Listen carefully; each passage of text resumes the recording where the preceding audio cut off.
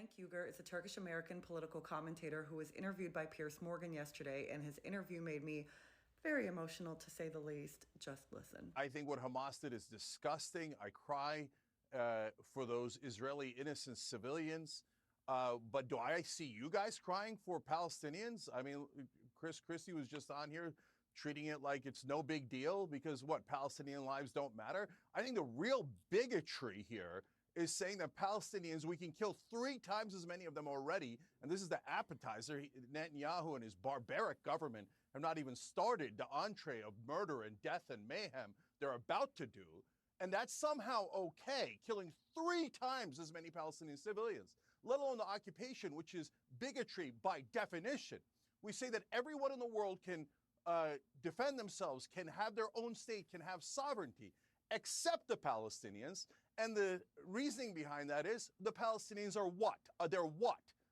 The idea is that they are savages and that Muslims are too violent and cannot control themselves, so they must be occupied for 56 brutal, disgusting years. So I've had enough of the bigotry against Muslims and Palestinians dropping bombs on residential buildings. 50 ambulances have been hit. 10 out of 25 hospitals don't operate anymore. The incubators are about to run out of energy. There's 45 babies that might die today. The parents I just read on CNN are writing the names of the kids on their calves, on their legs, so that if they are killed in a bombing and they're mutilated, they could find their bodies. Imagine writing the name of your child on their legs so that you could find them in the rubble after Israel or any government drops a bomb on them. And I need the West to understand something. Bombs kill people. And do you know how they kill people? They incinerate them alive, or their heads explode.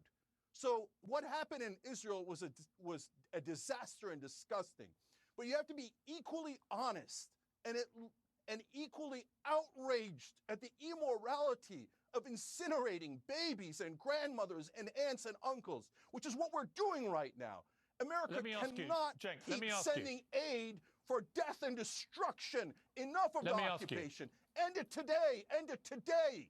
It's monstrous. Try to find the hostages. Does it look like Israel's trying to find the hostages?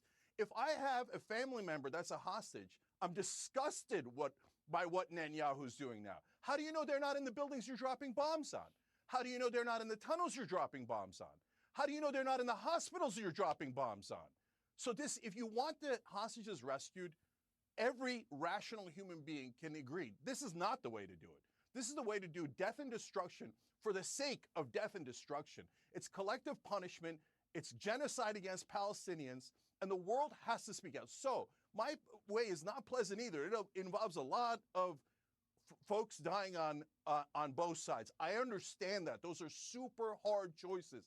But go find Hamas. Go find the hostages. Go rescue them instead of wantonly, indiscriminately, killing after killing. And let's be honest, when you drop a bomb and a kid's head explodes and a grandmother is incinerated, that is terrorism.